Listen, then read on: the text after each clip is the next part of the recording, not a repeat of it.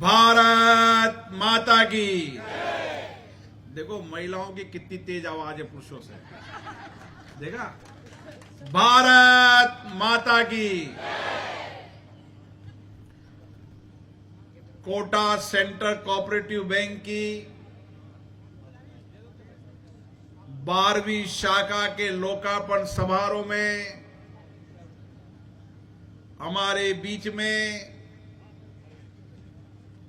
राजस्थान सरकार के सहकारिता मंत्री आदरणीय गौतम डग जी, लाडपुरा क्षेत्र की लोकप्रिय विधायिका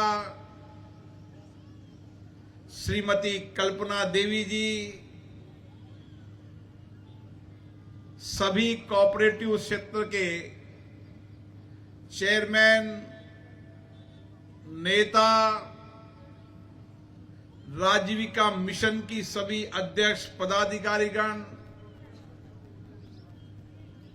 मैं आप सबका हार्दिक अभिनंदन करता हूं, स्वागत करता हूं। सहकारिता आंदोलन इस देश में आजादी के पूर्व का आंदोलन है और दुनिया के अगर सहकारिता आंदोलन के इतिहास को हम देखते हैं तो सहकारिता आंदोलन से ही सामाजिक और आर्थिक परिवर्तन का युग शुरू हुआ है। कई देशों की तो आर्थिक धुरी ही सहकारिता आंदोलन पर टिकी हुई है। मुझे खुशी है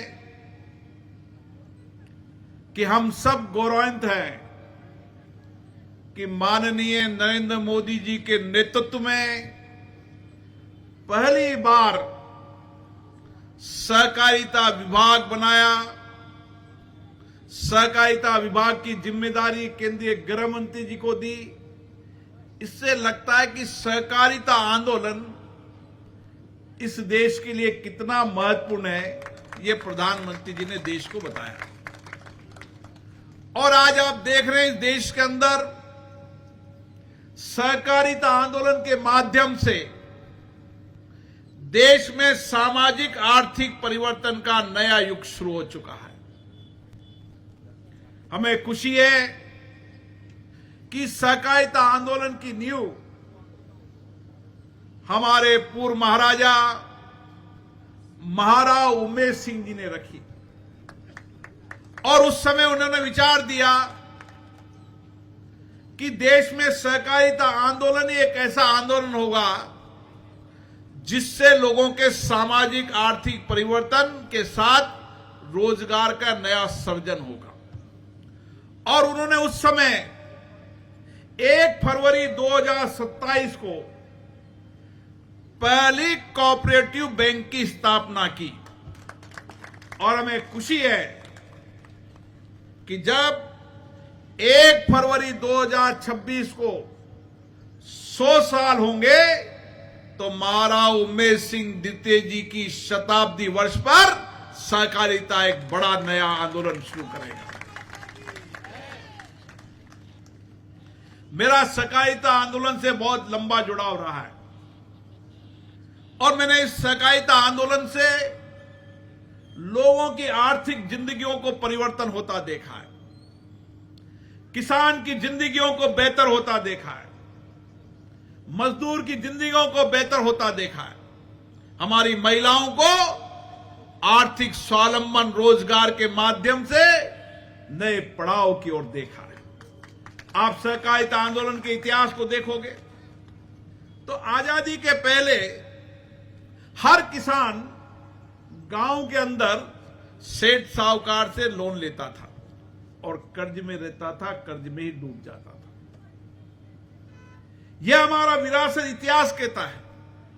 लेकिन ये सहकारिता आंदोलन आया जिस आंदोलन में पहले 18%, 16%, 12% और अब समय आया है कि किसानों को 1.5 लाख रुपए तक 0% पर ऋण दिया जाता है ताकि किसान आत्मनिर्भर हो जाए। यह हमारी प्राथमिक सहकारी समितियां, इनको मजबूत करने के लिए माननीय सहकारिता मंत्री जी ने एक नई दिशा दी है। आने वाले समय के अंदर यह प्राथमिक ग्राम सहकारी समिति केवल किसानों को ऋण देने का काम नहीं करेगी, ये उपभोक्ता का काम करेगी। यहां पर पेट्रोल पंप मिलेंगे, यहां गैस एजेंसी मिलेगी, यहां खरीद केंद्र होंगे और तमाम व्यक्ति की नित्य प्रति की आवश्यकताएं, किसी को ट्रैक्टर किराए पे लेना ट्रैक्टर मिल जाएगा, किसी को कृषि उपकरण किराए पे तो किराए मिल जाएंगे। इन सहकारिता आंदोलन का अगर सबसे बड़ा अमूलजूल परिवर्तन होगा तो जब हमारी ग्राम सेवा सहकारी समिति है, इसको एक मजबूत तंत्र के रूप में सहकारिता आंदोलन में माननीय अमित शाह जी खड़ा करना चाहते हैं।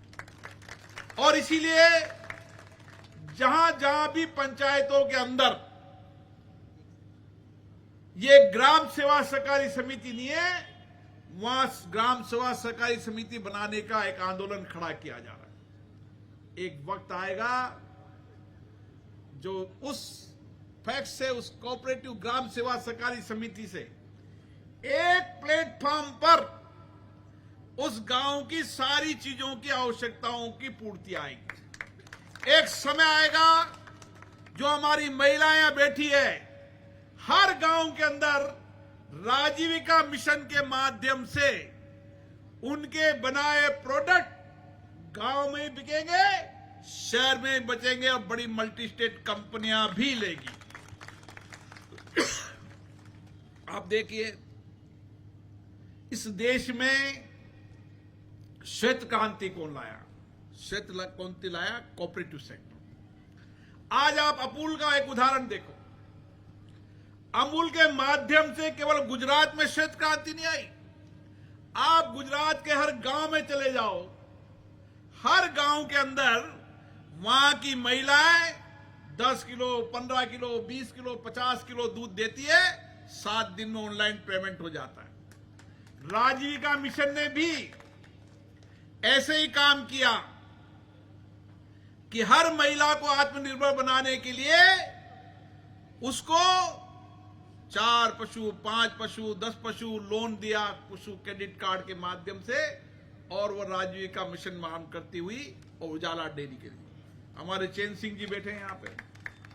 ये सरस डेयरी के माध्यम से आने वाले समय के अंदर हम इस हाड़ौती के अंदर श्वेत क्रांति का नया युग शुरू करेंगे। मैं आज आपके साथ विश्वास के साथ कहता हूं, इस 5 साल के अंदर हम गुजरात से बेहतर तरीके के पशुपालक बनाकर हर किसान और महिला किसान को आत्मनिर्भर काम करने का नया इतिहास लिखेंगे। और 5 साल बाद जब आपके मिलूंगा तो हर गांव की महिलाएं 15 से 20 हजार हर गांव शहर में कमाने का काम करेंगे। ये श्वेत क्रांति हो, नील क्रांति हो, जितनी भी देश के अंदर रोजगार की क्रांति आई है वह सहकारिता आंदोलन से आई है। सहकारिता आंदोलन के अलावा कोई माध्यम नहीं है जिससे लोगों की जिंदगियों को बदला जा सके, उनको आर्थिक तंत्र से मजबूत किया जा सके, उनको आर्थिक आत्मनिर्भर बनाया जा सके। जब महिलाएं छोटी छोटी बचत करती है ना, 10 रुपया, 20 रुपया, 100 रुपया, तो ये महिला आने वाले समय के अंदर जो महिला यहां बैठी है, इसी राजीविका मिशन से 40 प्रोडक्ट तैयार कर कर मैंने जितनी भी बड़ी कंपनियों को कहा है, आपको ये 40 प्रोडक्ट को अगर खरीदना है तो हमारी महिलाओं के हाथ से बनाए उत्पादकों को खरीदना है। मैंने कोटा में कोचिंग वालों से कहा है कि कोचिंग की जितनी ड्रेस बननी है ये राजीविका मिशन की महिलाएं बनाएगी और घर बैठकर सिलाई मशीन से 10 से 15 हजार रुपए की आमदनी करने का काम। आपको पता है, प्रधानमंत्री जी जब एक हमारी केशवपुरा में रहने वाली महिला से मिली, बातचीत की, कैसे छोटा छोटा काम कर उसने आर्थिक आत्मनिर्भर बनाया। मैं एक उदाहरण दूं, मैं एक दिन चिप्स खाने की मेरी बहुत आदत थी, तो मैं घर से निकला तो चिप्स मेरी पत्नी रख रही, तो मैंने खाया। आज मैंने कहा चिप्स बहुत अच्छे हैं, तो उसने बताया कि एक विडो महिला विजयवर्गीय समाज की चिप्स बनाती है, आलू के पापड़ बनाती है और 100 घरों को देती है। हम सब उससे खरीदते हैं और 15 से 20 हजार रुपया आमदनी करते हैं। कोई पापड़ बनाएगा, कोई अचार बनाएगा, कोई अगरबत्ती बनाएगी, कोई चप्पल बनाएगी, कोई शहद बनाएगी, कोई ड्रेस बनाएगी, रेडीमेड के गारमेंट बनाएगी। कल ही मैंने हमारे वस्त्र मंत्री पीयूष गोयल से चर्चा कर रहा था, मैंने मुझे 4 कंपनियां दो। मैं गांव में गया तो दंग रह गया। हर गांव के अंदर महिलाओं ने साड़ी की दुकान खोल ली। अभी वो महिला साड़ी खरीदती कोटा से, मैंने कहा सूरत से तुम्हें डायरेक्ट साड़ी मिलेगी और होलसेलर को जितने पैसे मिलेगी उससे 10 रुपए कम मिलेगी। गांव के अंदर कोटा से सस्ती साड़ी वो महिला बेचेगी और 15 से 20 हजार रुपए महीना उस गांव के अंदर कमाएगी। जब तक हम आर्थिक रूप से लोगों को मजबूत नहीं करेंगे, जब तक आत्मनिर्भर भारत और विकसित भारत नहीं बना पाएंगे। यहां कई सहकारी समिति के लोग बैठे हैं। मैं सांगोद के पास एक जीएसएस में गया था, क्या नाम था उसका? बोरीना आपकी नहीं, जिसने करोड़ों बनाया गोडाउन, क्या नाम है? कोटड़ी। लक्ष्मीपुरा कोटड़ी में मैं गया तो मैंने देखा इतना बड़ा गोडाउन। तो उस लक्ष्मीपुरा गोडाउन में आने वाले समय के अंदर जब किसान सस्ती दिन पर माल बेचेगा, पहले गोडाउन में रखेगा और जब कीमत मिलेगी तब उसको बेचने का काम करेगा। हम इसी तरह का तंत्र स्थापित करेंगे कि हर जीएसएस पर गोडाउन बनाएंगे। गोडाउन में कभी सस्ती रेट हुई तो उसमें माल रखा, 90% उसको पैसा कोऑपरेटिव बैंक ने दे दिया और जब अच्छा माल आया जब उसने वहां पर बेच दिया। और आने वाले सिस्टम में ऐसा डेवलप करेंगे कि मुझे बड़ी कंपनियां मिली थी और उन्होंने कहा कि हम आपके गोडाउन से माल खरीद लेंगे। तो आने वाले समय में वो बड़ी कंपनियां गोडाउन से माल खरीद लेगी, न ट्रांसपोर्टेशन का खर्चा लगेगा, जब आमदनी ठीक होगी जब बेचने का काम। ऐसा नहीं है जी कि परिवर्तन नहीं हो सकता, मैं नहीं मानता। कोई लोग में काल्पनिक बातें नहीं करता, मैं जो बात करता हूं धरातल पर बात करता हूं। मैंने कभी काल्पनिक बातें नहीं की। 2 लाख ड्रेस बनती है यहां पर, 2 लाख ड्रेस। कितनी? 2 लाख ड्रेस। करना क्या है? कपड़े वाले से कहा कपड़ा दे दे, तुझे कपड़े का महिला ने काटा, सिलाई की, उस रेडीमेड माल कहां बेचे वो दिक्कत है, उसको कोचिंग वाले को दे दिया। जब पैसा आया तो कपड़े वाले को कपड़ा दे दिया। सूरत से 3 साड़ी वालों को कहा मैंने, जो होलसेलर है, मैंने कहा सीधा आप गांव में साड़ी भेजो, 4 महीने के अंदर वो सीधा आपका आरटीजीएस से पेमेंट कर देगी और उसको 10 रुपए सस्ती देना बाजार से। तो गांव के अंदर साड़ी कौन नहीं लेगा जी? जो साड़ी उसको यहाँ कोटा में, सुल्तानपुर में, इटावा में, वहां पर 100 रुपए मिलेगी, गांव में अगर 90 रुपए लेगा तो कौन नहीं लेगा? मुझे सोनगढ़ की एक महिला मिली, विडो थी, राजपूत थी, 2 बच्चे थे, कहां जाएंगे, जिंदगी अंधेरे में थी। उसने राजपूत ड्रेस बनाना शुरू किया और राजपूत ड्रेस बनाकर वो 8 से 10 हजार रुपए कमाने लगी। अब क्या उसको मुझे क्या सहयोग करना है कि कपड़े वाले से कपड़ा होलसेल में दिला दिया और जब बेचा तो उसको पेमेंट कर दिया। हाँ, हमारा उपयोग क्या है? हमारे संबंधों का उपयोग क्या है? मानो हमें दिल्ली में, बॉम्बे में मैंने बड़ी कंपनी वालों को बुलाया, जितने भी फिलिप्स वालों को बुलाया, अंबानी के आदमी को बुलाया, इसको बुलाया। कितने कल परसों मैंने मायसी समाज के कार्यक्रम में, तो ये कौन सा मॉल है बड़ा? नहीं, मार्ट नहीं, डी मार्ट के धामानी जी से मैंने क्या बात की। मुझे मायसी समाज को, धामानी साहब 40 आइटम हमारी महिलाओं से खरीदे, कुछ रेडीमेड का आइटम हमारी महिलाओं से खरीदे। उन्होंने कहा खरीद लेंगे साहब। आपका बना हुआ अचार, आपका बना हुआ पापड़, आपकी भी बनी मंगूड़ी, आपका बना लड्डू, कितनी महिलाएं आप सोच में से, घर घर में लोग लड्डू बनाते हैं, लोग ऑनलाइन खरीदते हैं। फिलिप्स वाले से कहा, मैंने कहा जो तुम 30% कमीशन लेते हो उसको 0 कर दो, 30% ऑनलाइन बेचने का काम करेगी। हम कैसे जिंदगियां पलटेंगे? आखिर अमूल किसी ने तो खड़ा किया होगा, कोई तो होगा अमूल का जनक जिसने छोटी एक योजना बनाई, दिमाग लगाया ऐसा करो। आज अमूल देश में नहीं, दुनिया के अंदर अमूल का प्रोडक्ट मार्केट बिकता है। मैंने सहकारिता आंदोलन में डूबती संस्थाओं को उभरती हुई संस्थाएं देखी। मैं भी एक डूबती संस्था का अध्यक्ष था। मैं एक बार सब्जी मंडी से निकल रहा तो वहां लग रहा कोटा सहकारी उपभोक्ता भंडार। हम नौजवान थे, नए कॉलेज में पढ़ते थे। मैं चला गया सीडीओ पे, हमारे विभाकर जोशी जी के पिताजी वहां थे, बहुत ईमानदार आदमी थे। मैंने कहा कि इसके चुनाव ना कर, उन्होंने कहा 17 साल से चुनाव नहीं। मैंने कहा चुनाव करा दे तो उन्होंने कहा बेटा जी डूबती नाव में कहां बैठ जाओ, डूब जाओगे, ये तो बंद है, इतने घाटे में 17 साल से घाटे में लगातार। मैंने कहा घाटे में कैसे हो सकती है, एक राज्य कर्मचारी को दवा खरीदनी है तो उपभोक्ता भंडार में जाना, फिर घाटे में कैसे हो सकती है। मैंने कहा साहब तो अरे मत जाओ भाई, बहुत सीधे आदमी थे वो, बहुत ईमानदार। उन्होंने कहा मतलब मैं बैठा हूं ईमानदारी से कहा, मैं कोई बात नहीं। हमने कहा चुनाव कराओ। जब चुनाव हो गए, कोई लड़ने नहीं आया तो हम गए रजिस्ट्रार साहब के पास। तो रजिस्ट्रार साहब खन्ना साहब थे। खन्ना साहब ने कहा यार बेटा जी नए बच्चे हो आप लोग, कहा इस चक्कर में उस संस्था को 18 साल हो गए डूबते हुए, हर साल घाटे में जाती है। मैंने ठीक है साहब, एक मौका दो। 1 साल के अंदर ही हमने उपभोक्ता भंडार को प्रॉफिट बना दिया, 1 ईयर। मेरे पिताजी सभा नंबर 108 के अध्यक्ष थे, आजादी के पहले की संस्था थी।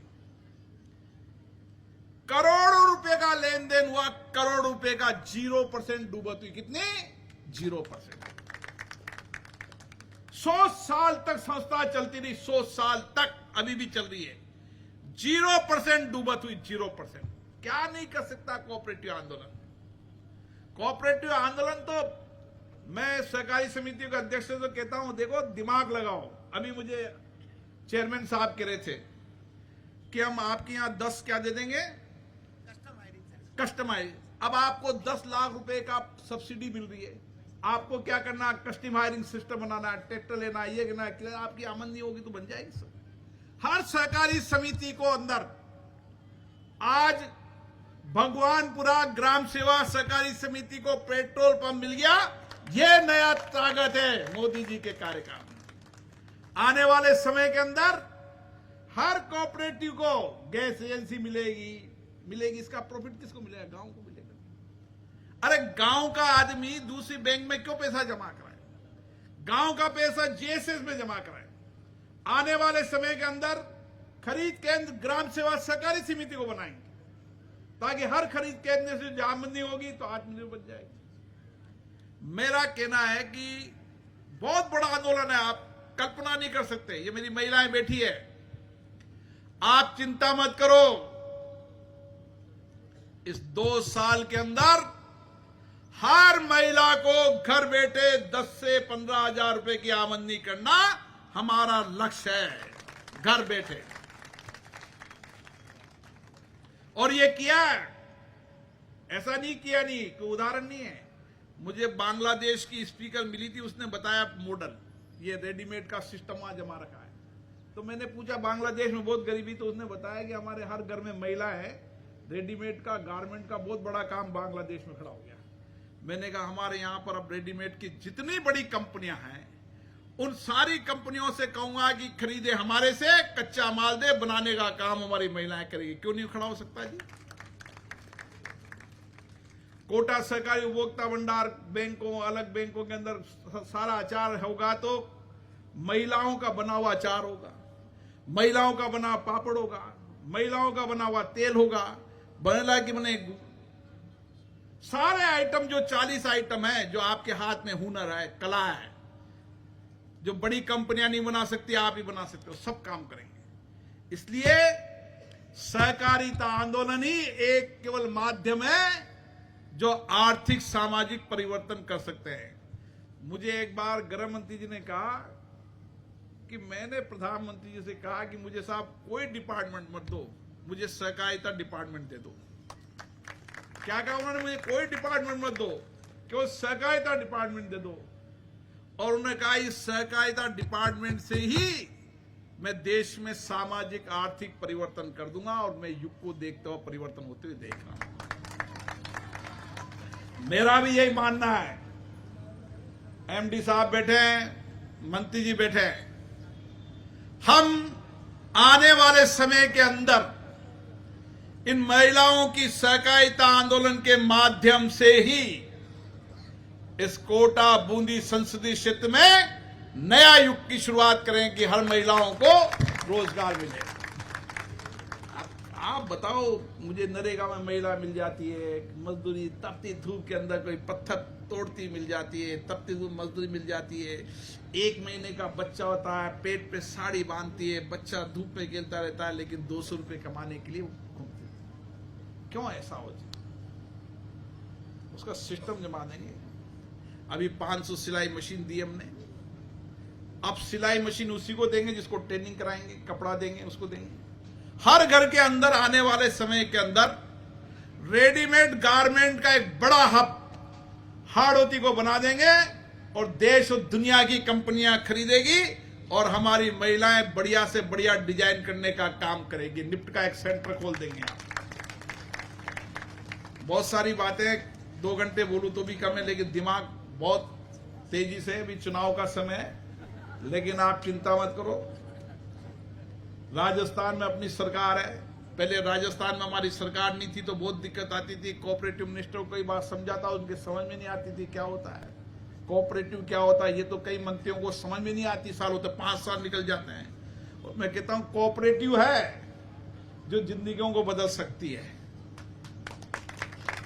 नहीं तो मैंने देखा यहां पर सब्जी मंडी में चले जाओ, गरीब आदमी चले जाओ, 10,000 रुपए का लोन लेते हैं, सेठ साहूकार ब्याज करो से 9,000 देते हैं 10 में से, और फिर 100 रुपए रोज दे दे के ब्याज में डूब जाते हैं।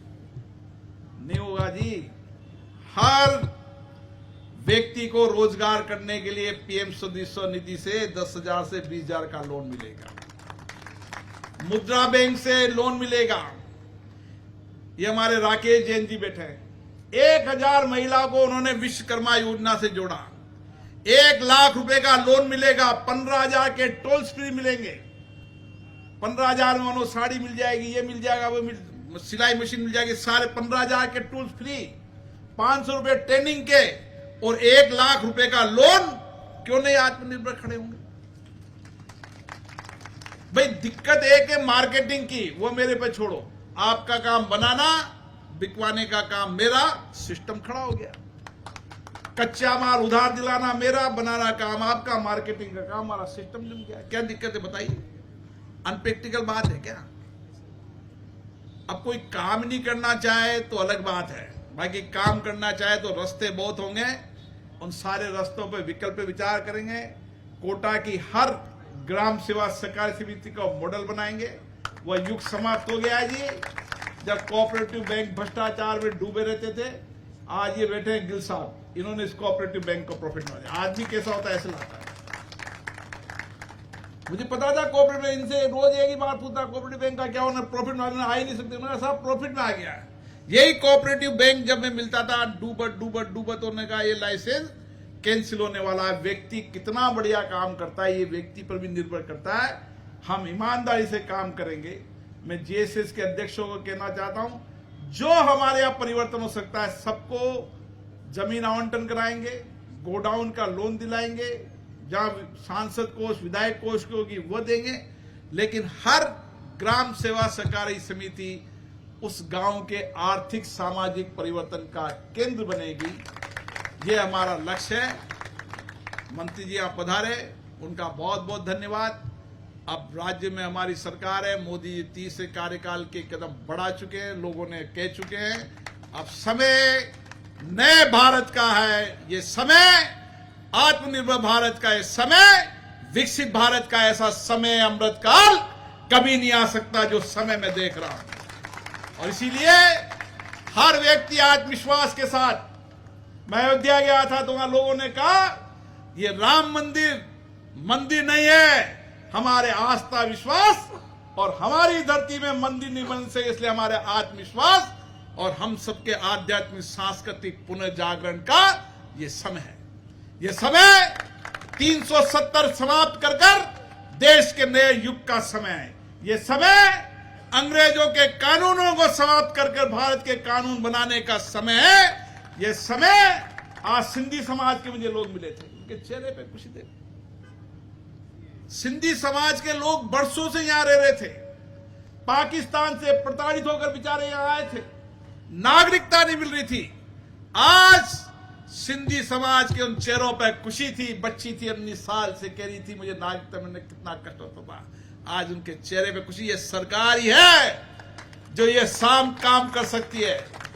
आजादी के 75 साल तक जो काम नहीं हुए, ये काम इस सरकार ने किए हैं। और मुझे खुशी है कि मुझे सौभाग्य मिला है उस जगह कि मेरे मौजूदगी में सारे विधेयक कानून पारित हुए।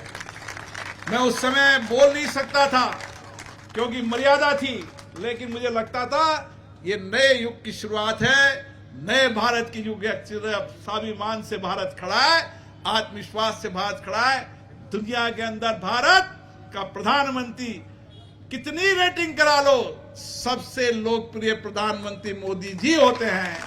इस विश्वास का व्यक्ति जन जन में विश्वास, जन जन में भरोसा, जिंदगी समर्पण कर दी, जिंदगी का एक एक मिनट देश के लिए देता है। कुछ भी हो जाए, उनकी जिंदगी के रोज प्रोग्राम देख लो तो आप कहोगे इस उम्र के अंदर व्यक्ति सुबह 8 बजे से चलता है, रात को 2 बजे तक काम करता था। इसी ताकत का प्रधानमंत्री में मिला है। इसलिए ये ताकत और समय, परिवर्तन का समय, ये समय अमृत काल का समय, और इसी समय के अंदर हम नए भारत को बनाने में हम सब मिलकर काम करेंगे और उसमें सहकारिता आंदोलन की बहुत बड़ी भूमिका रहेगी। आप सबको बहुत बहुत धन्यवाद।